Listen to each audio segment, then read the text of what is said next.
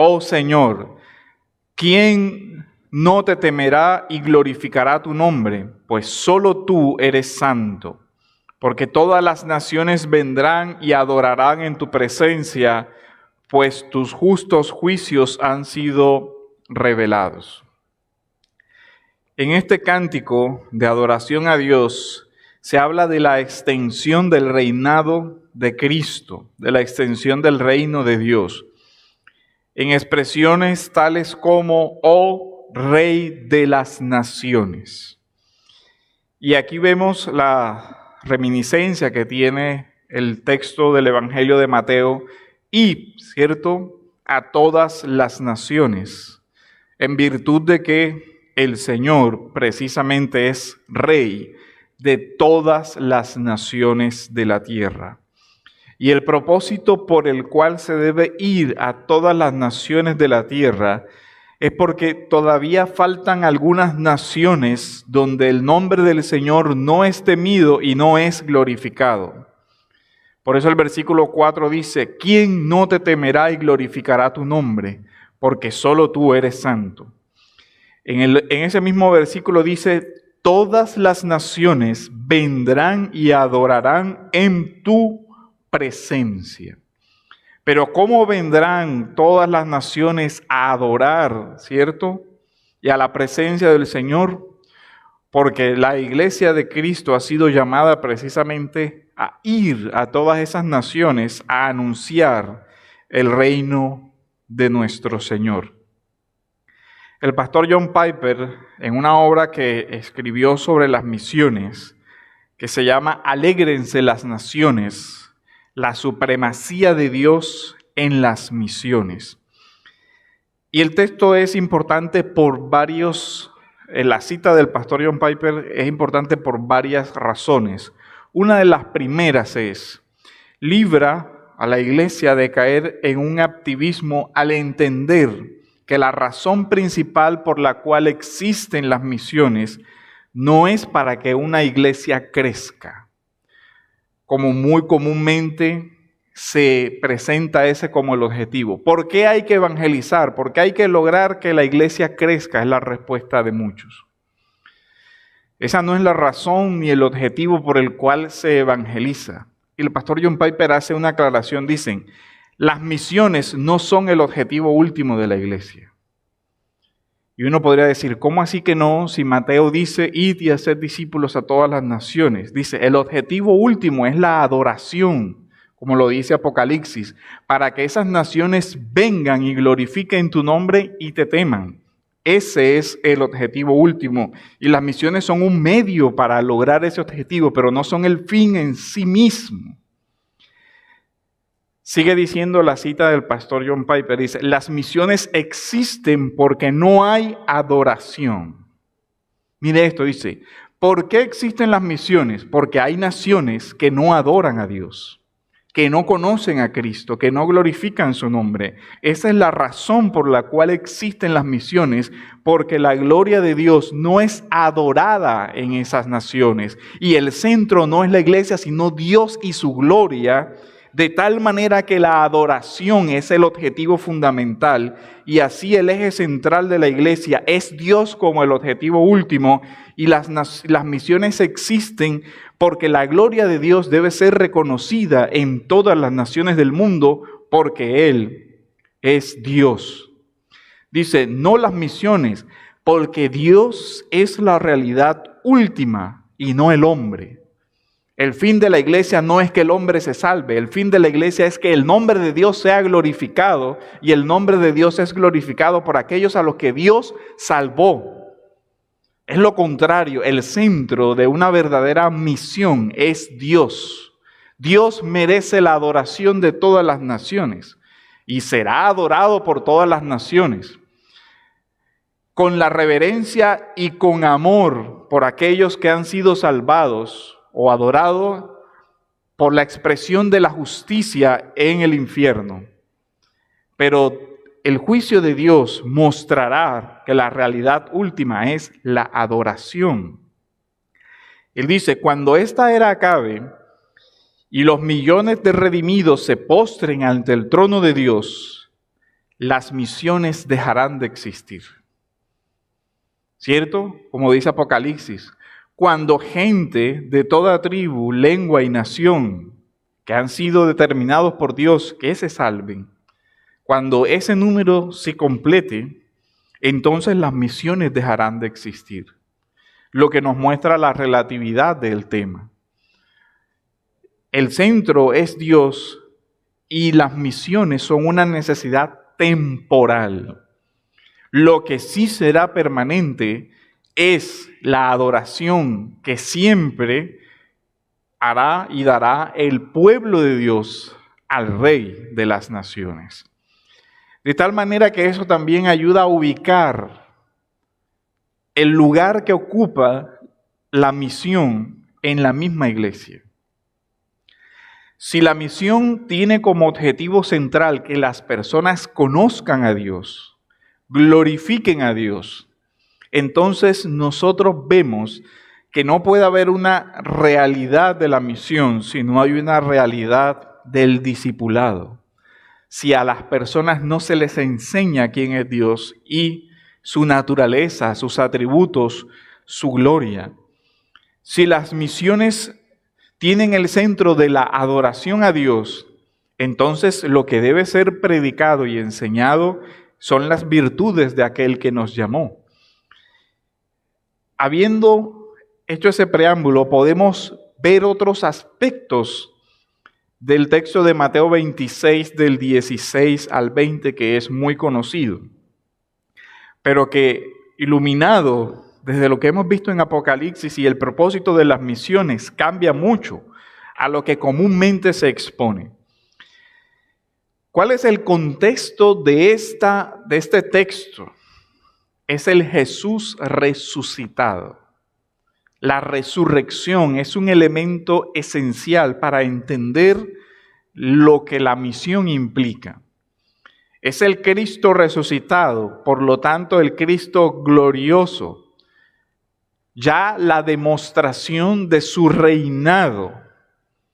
Por eso sigue el texto diciendo, versículo 16, pero los 11 discípulos se fueron a Galilea, al monte que Jesús les había ordenado.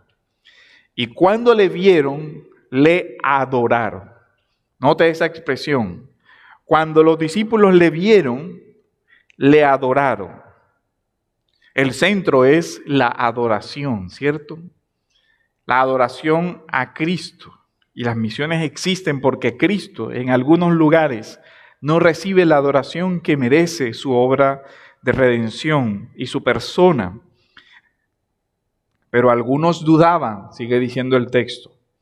Jesús se acercó y les habló diciendo, toda potestad me es dada en el cielo y en la tierra. ¿Qué está diciendo? Yo soy rey, todo el poder me ha sido concedido. Ahora, recuerde que este texto es la conclusión también del inicio de Mateo. ¿Cómo comenzó Mateo? Comienza con la genealogía, ¿se acuerdan? ¿Y cuáles son los dos personajes que son eje de esa genealogía? El Jesús en Mateo es hijo de David y es hijo de Abraham. Como hijo de David es rey, ¿cierto? Es el rey prometido, es el verdadero rey, al que incluso se le prometió a David. Dios se levantará un trono y un rey eterno sobre ese trono. Bueno, Jesús es ese rey eterno. Así que toda potestad tiene en el cielo y en la tierra. Como ejercicio de esa potestad, ordena a su pueblo que vayan y proclamen ¿qué? Proclamen que Él es rey. Lo que se está haciendo es la imagen que se hacía en el mundo antiguo de los pregoneros. Cuando se entronizaba un nuevo rey, se mandaban mensajeros a todas las partes del reino con una proclama. Ha sido establecido este nuevo rey. Los heraldos iban a todo el reino y decían, ahora, este es el rey. Este es a quien hay que adorar, este es el tema. Ahora vemos cómo Jesús como rey dice, id a todas las naciones a anunciar que toda potestad ahora la tengo yo, que yo soy el rey de las naciones. Dice, a todas las naciones, bautizándolas en el nombre del Padre, del Hijo y del Espíritu Santo. ¿Y qué le van a enseñar? Que guarden todas las cosas que yo los he mandado, la orden, ¿cierto? La autoridad. Este rey ha establecido mandatos, una ley eterna. Dice, y he aquí yo estoy con vosotros todos los días hasta el fin del mundo. Ahora, ¿cuál es la misión aquí? ¿Proclamar a quién? Proclamar a Cristo como rey. No es la construcción de un reino privado de alguno de nosotros. Porque esto también es algo que se distorsiona mucho.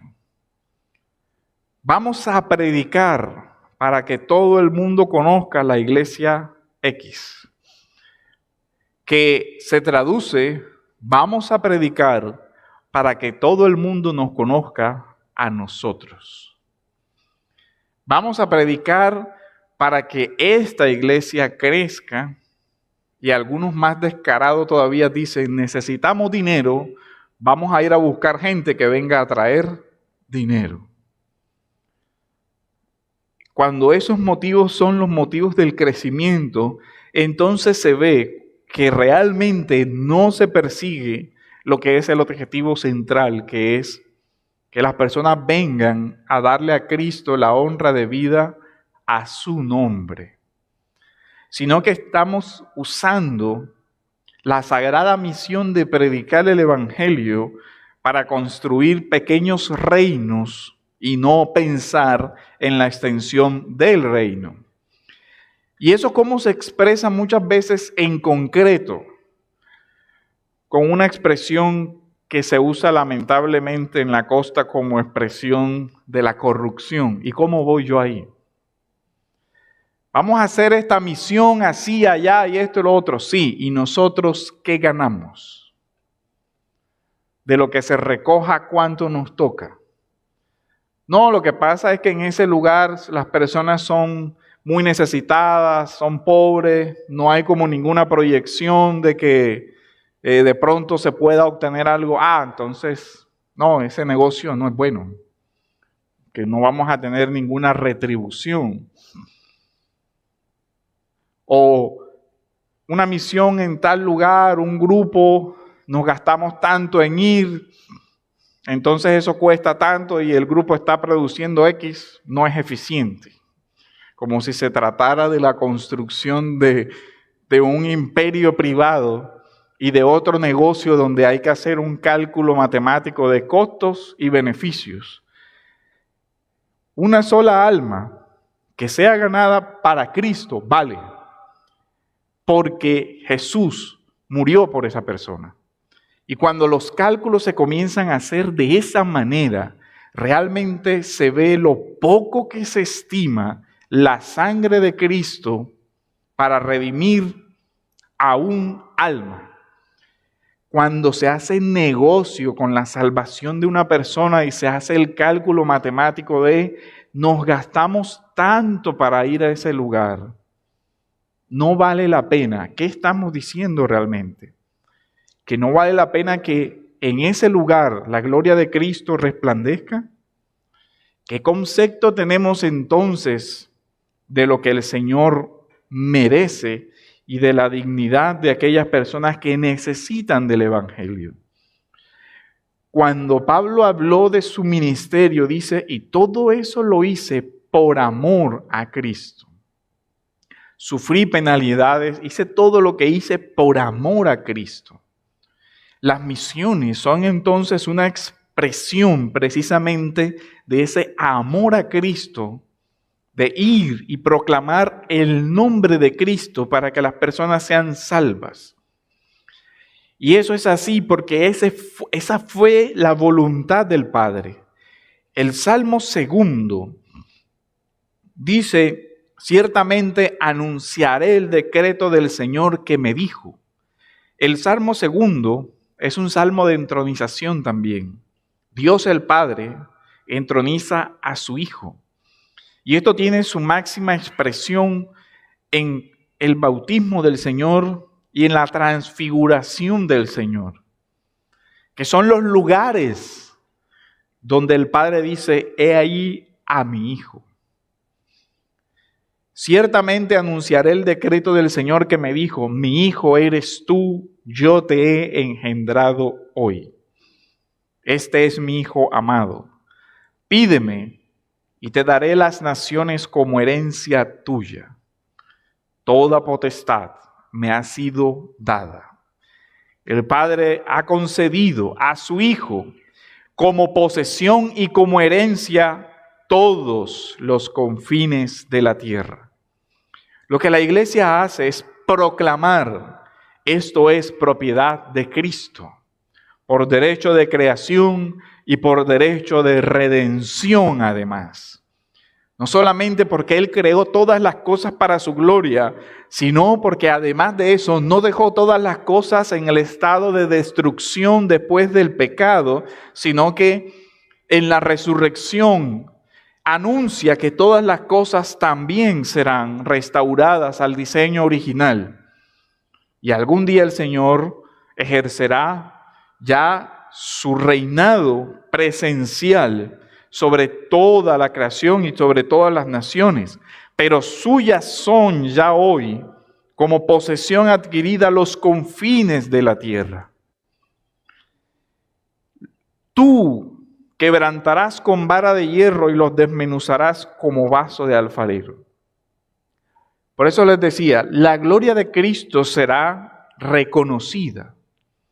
Será reconocida porque voluntariamente y por amor, aquellos que han recibido la sangre de Cristo y han sido renacidos, doblarán sus rodillas delante de aquel que es Rey de Reyes y Señor de Señores. Porque la gloria de Dios así lo demanda. Pero cuando me refiero a que todas las naciones son posesión suya, es que aquellos que no doblen sus rodillas de forma voluntaria, Dios dice que va a quebrar sus rodillas y pondrá una vara de hierro sobre ellos y los aplastará como el alfarero lo hace con el barro. Porque la gloria de Cristo así lo demanda, la justicia de Dios así lo exige, la cruz así lo demanda. Esa es la dimensión de las misiones de la iglesia. ¿Por qué debemos ir? Para que las personas conozcan del reinado de Dios y no sean desmenuzados como vaso de alfarero en el último día. La primera carta del apóstol Pedro, en el capítulo 2, versículo 9, nos da esta dimensión. Vosotros sois linaje escogido, real sacerdocio, nación santa, pueblo adquirido por Dios, redimido, comprado por la sangre, precioso, por la preciosa sangre de Cristo. Pero ¿para qué se dio todo esto? ¿Para qué fuimos escogidos? ¿Para qué somos sacerdotes? ¿Para qué somos nación santa? ¿Para qué fuimos comprados? El texto lo dice, para que anunciéis, para que proclamemos, para que prediquemos las virtudes de aquel que nos llamó de las tinieblas a su luz admirable. ¿Para qué el pueblo de Dios ha sido redimido? Para que predique la grandeza de Dios. Efesios, en el capítulo 1, versículos del 3 al 6, también nos dice eso. Dice, bendito sea el Dios y Padre de nuestro Señor Jesucristo, que nos bendijo con toda bendición espiritual en los lugares celestiales en Cristo, según nos escogió en Él antes de la fundación del mundo. Y vuelve a dar una declaración del objetivo de la misión para que fuésemos santos y sin mancha delante de Él. En amor, habiéndonos predestinados para ser adoptados hijos suyos por medio de Jesucristo, según el puro afecto de su voluntad, para alabanza de la gloria de su gracia. ¿Para qué? Para que se adore la gracia del Señor al redimirnos. El propósito final es que Cristo sea adorado. ¿Por qué? Porque Él es Rey soberano sobre toda la tierra. Más adelante, en Efesios 4, versículo 1 dice: yo pues, preso en el Señor, os ruego que andéis como es digno de la vocación con la que fuisteis llamados. Versículo 10 y 12 dice: el que descendió es el mismo que también subió por encima de todos los cielos para llenarlo todo. Y Él mismo constituyó a unos apóstoles, a otros profetas, a otros evangelistas, a otros pastores y maestros. Y miren, ¿para qué? Con el objetivo de perfeccionar a los santos para la obra del ministerio. Ahora, para la edificación del cuerpo de Cristo. Aquí viene la pregunta: ¿quiénes ejercen el ministerio? Porque también se desenfoca el tema de tal manera que algunas personas creen que el ministerio lo ejerce hoy el pastor y los diáconos y aquellas personas que sirven en la iglesia. Pero si usted nota, los dones que Dios concedió, aclarando que ya no están vigentes ni el tema del apostolado ni los profetas, son ministerios, o sea, son servicios. ¿Para qué? Para capacitar, para perfeccionar a los santos. ¿Y quiénes son los santos? ¿Son solo los que enseñan acá adelante? Los santos son todos aquellos que han sido redimidos por Cristo. Desde ese punto de vista, ¿quiénes son los que ejercen el ministerio de ir y proclamar a Cristo? Los santos. Es decir, todos y cada uno de nosotros. Si tú eres discípulo, has sido llamado por Cristo a ir, a enseñar las buenas nuevas y a predicar el evangelio. La iglesia entonces, como pueblo de Dios, es por su esencia una familia conformada por hijos adoptivos que han sido escogidos desde la eternidad, pero que tienen un propósito.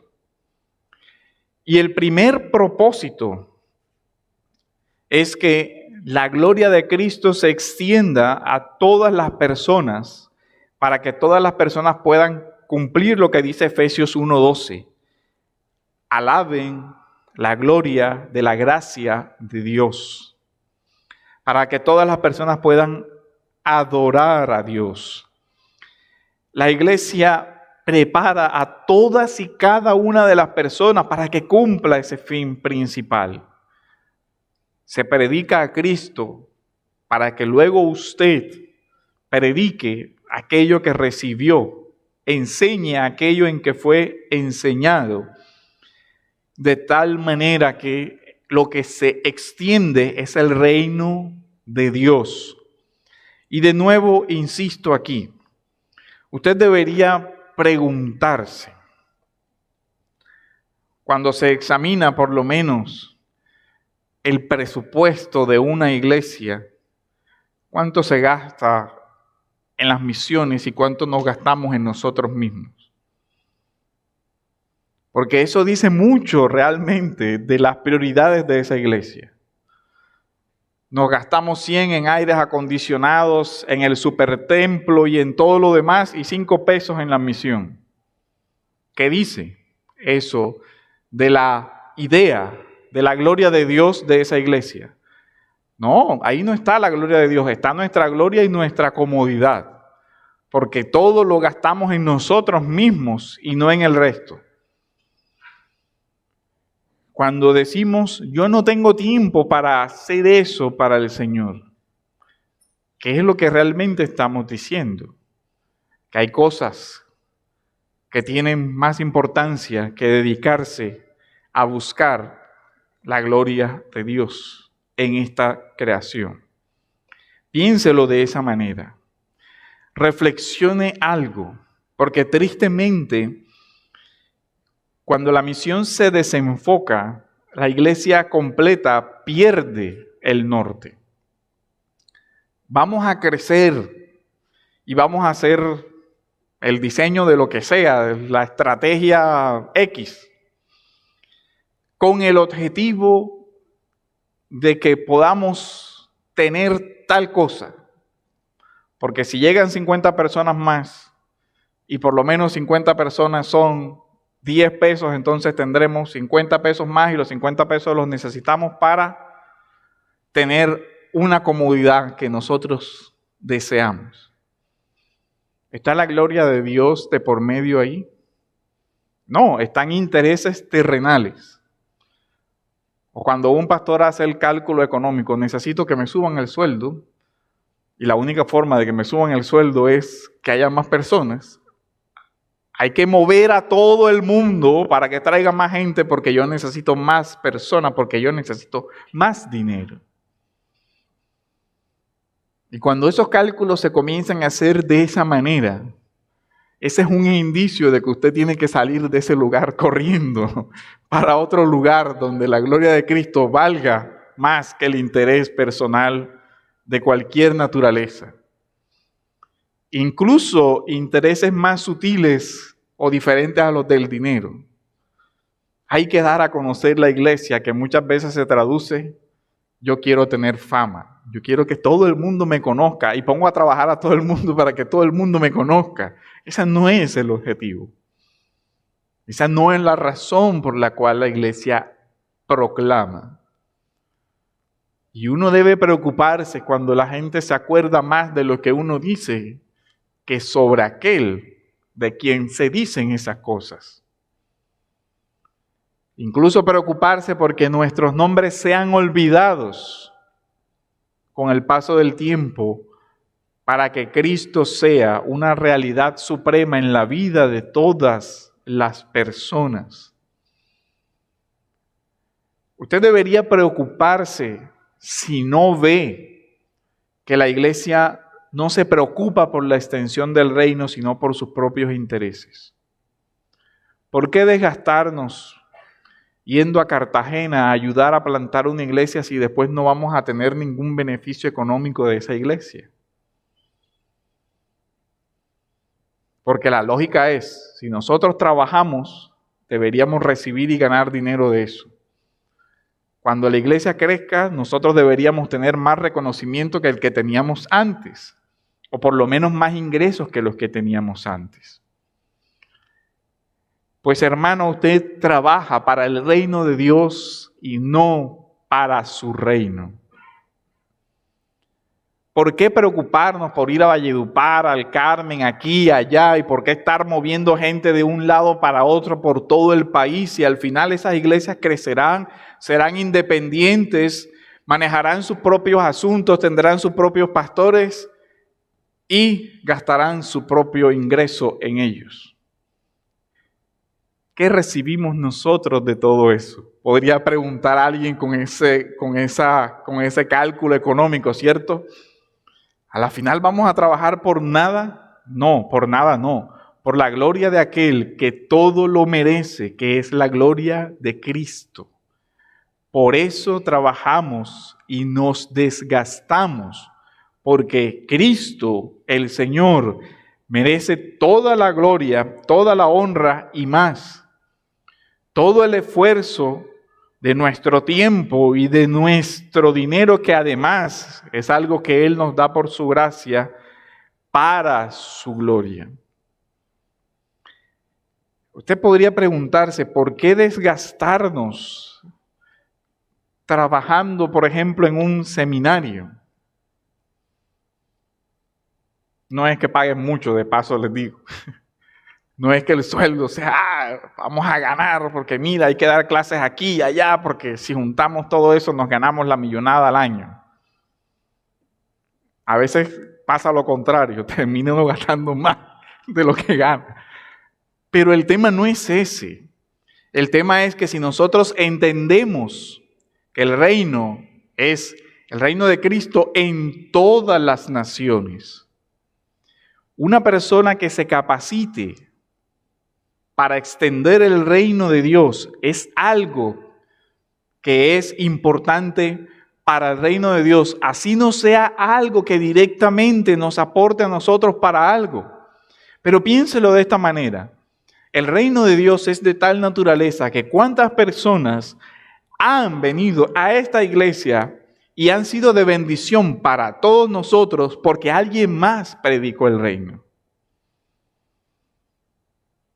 Porque alguien se esforzó por enseñar a alguien y ese alguien terminó enseñando a alguien que terminó siendo de bendición aquí. Porque se trata del reino, porque la iglesia es una familia en todas las naciones del mundo. Otra parte o la forma como nosotros ejercemos la misión es capacitar a los santos para la obra del ministerio. ¿Y cómo se hace eso? Discipulando. ¿Es algo que inventamos? No, es algo que el Señor dijo. ¿Id y haced qué? Discípulos. ¿Y cómo se hacen los discípulos? Tampoco lo inventamos nosotros, el Señor lo dijo. Enseñándoles. ¿Y qué les enseñamos? Les enseñamos la doctrina de Dios, les enseñamos el Evangelio, les capacitamos. ¿Y qué pasa si nos gastamos 5 años enseñando a alguien y después se va de la iglesia? Pues el objetivo último era que se fuera para alguna parte, porque al final era para que él predique a Cristo. Y ojalá donde el Señor no haya sido proclamado, esa es la misión. Entonces no nos preocupa que se vaya, porque de hecho deseamos que se vaya a algún lado a proclamar a Cristo y a enseñar su nombre y a extender su reino, porque el objetivo no es que el reino personal de nosotros crezca, sino que el reino de Dios crezca. Porque el objetivo no somos nosotros, no es tener más gente para estar más cómodos. Porque nosotros también entendemos que Dios es el que añade a cada persona a la iglesia. Cuando los números se convierten en la medida del éxito, el tema se distorsiona y se distorsiona gravemente. Anunciar las virtudes de aquel que nos llamó. Miren estos 3 aspectos. Y esos 3 aspectos sencillos sobre los propósitos de la iglesia nos ayudan a entender la misión. La alabanza de la gloria, de la gracia de Dios. Que las personas adoren a Dios. Capacitar a los santos para la obra del ministerio. ¿Y los capacitamos con qué objetivo? Para que después puedan ir y anunciar las virtudes de aquel que los llamó. ¿Para qué Jesús instruyó a sus discípulos? Para que después fueran, ¿cierto? Por eso debemos preocuparnos por enseñar a las personas, capacitarlas lo mejor que podamos en medio de nuestras limitaciones para que Dios las lleve al lugar donde Él haya determinado enviarlas. Habrán personas que se quedarán en el seno de la iglesia y servirán en esta iglesia local. Gloria a Dios porque Dios es el que da los obreros para su obra. Pero también habrán personas a las que Dios nos traerá para que esas personas se formen y luego vayan a otro lugar a extender el reino de Dios. Eso no es motivo de tristeza, al contrario, es precisamente motivo de alegría. Ahora, en algún lugar del Atlántico, de Colombia y del mundo, el reino de Dios se está extendiendo. Ese análisis siempre debemos hacerlo.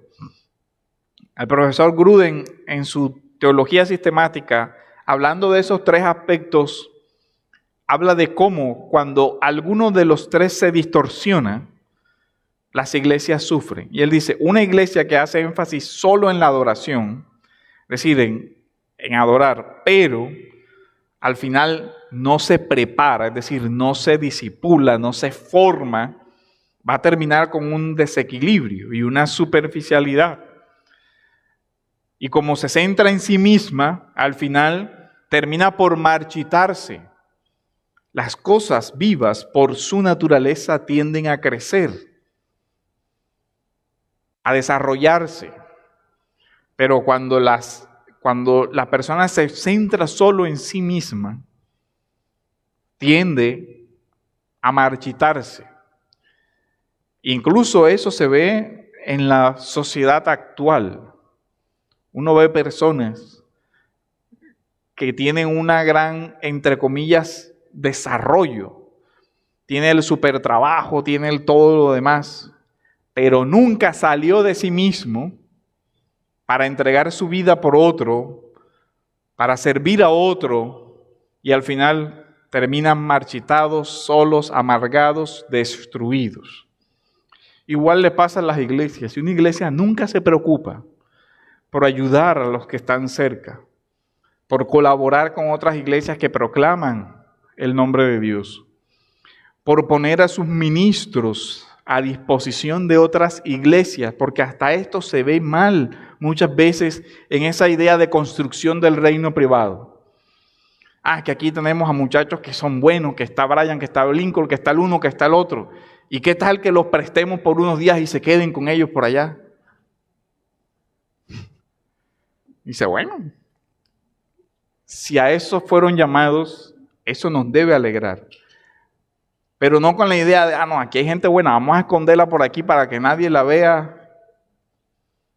Al final, ¿qué se termina haciendo? Empobreciendo lo que Dios está haciendo en sus vidas. Y eso no es de beneficio para la iglesia, es de perjuicio para la iglesia. Porque también se termina empobreciendo lo que Dios iba a hacer en la iglesia por medio de su crecimiento. Y como decimos, ¿y si se van qué? Se van para cumplir el propósito que es el propósito al que el Señor nos ha llamado. Que su reino tenga semillas en todos los lugares del mundo. A eso nos ha llamado el Señor. Porque el pueblo del Señor, por su esencia, es un pueblo misionero. Y digo en su esencia es porque en esta tierra todos nosotros somos extranjeros y peregrinos. Andamos errantes, porque esta no es nuestra patria. Nuestra patria es la celestial. Luego entonces, ¿qué debemos hacer? Ir a todos los lugares del mundo con el único objetivo de que Cristo sea proclamado. Miren lo que pasó en la iglesia, en la primitiva iglesia. Cuando el Señor muere, la iglesia casi que por una mala comprensión o por un efecto del duelo o de lo que fuera, la iglesia se encierra en Jerusalén. Se cerró en sí misma. ¿Qué hizo el Señor? Mandó la persecución. Y muchos tuvieron que salir huyendo. Y fue parte del instrumento divino, la misma persecución, para que la semilla del evangelio se dispersara por todo el mundo. Cristianos huyendo, donde llegaron, ¿qué hicieron? Comenzaron a hablar del Cristo al cual amaban. Y esa fue la manera como la iglesia dejó de centrarse solo en Jerusalén y se fue. Por creyentes, por familias que salieron literalmente huyendo por sus vidas y llegaron a regiones apartadas del mundo. Y ahí, en esa familia, llegó la semilla del evangelio. Por eso es tan peligroso cuando una iglesia se cierra en sí misma y se olvida de las necesidades de otras personas. Es un sacrificio, hermanos. Yo siempre le digo a los jóvenes, viajar no es tan chévere como parece. Eso de uno irse a dormir no tan cómodo, lejos de la familia, no es tan delicioso como lo pintan, porque no vas a pasear, vas a trabajar por la extensión del reino de Dios. Eso es lo que se va a hacer. Si la persona va a pasear, bueno, ya eso es otra cosa, pero no va a cumplir lo que él está haciendo, lo que debería estar haciendo. Ese es el tema aquí. Si la persona va a trabajar en el reino de los cielos, créame, que implica grandes sacrificios de tiempo, de esfuerzo, de todo, para esa persona y para su familia también. Porque de contera sufre en la ausencia de un padre por varios días, incluso por meses, otros por años. Con el peso que eso representa para una madre que tiene que asumir que el padre esté por allá metido en una selva y con la angustia que implica, ¿y será que sí regresa? ¿Vuelve? Porque la iglesia hoy ignora en gran manera en su centrarse en sí mismas las dificultades que sufren misioneros en lugares apartados, incluso de aquí de Colombia, en nuestras selvas. Mira incluso las estadísticas de pastores y misioneros que en Colombia han sido asesinados por grupos ilegales. Ni siquiera las iglesias prestan atención a eso. Hermanos que han sido asesinados en Colombia por predicar el evangelio en lugares de difícil acceso. Y eso pasa también en todo el mundo. Y esa es la misión de la iglesia. Pero nosotros no queremos salir de nuestra comodidad muchas veces. Son riesgos que golpean también a las familias. Cuando uno viaja a lugares peligrosos, uno va preocupado y su familia queda preocupado. ¿Y qué si le pasa algo? Y una esposa puede decir, ¿y qué si mi esposo no vuelve? ¿Cómo saco yo adelante a mis hijos? No vamos por diversión, vamos porque el Señor nos ha llamado a ir y a ser discípulos a todas las naciones. Y eso implica muchas cosas. Y a eso ha llamado Dios a su iglesia. Y si usted no ve que la iglesia se esfuerza por cumplir esa comisión, si usted no ve que los recursos, y cuando hablo de los recursos me refiero a todo, a utilizar a las personas para ir y a utilizar el dinero necesario para ir, preocúpese, porque ¿cuál es el fin entonces? ¿Que todos aquí estemos súper cómodos? Si ese es el fin que le proyectan en su iglesia, o si ese es el fin por el cual vino, está en el lugar equivocado, como la propaganda. Está en el lugar equivocado, porque la iglesia no existe para sí misma, ni para su propia gloria, ni para su propia comodidad, ni para construir un reino terrenal. Está para extender el reino de Cristo y para su gloria, no para la de nadie más.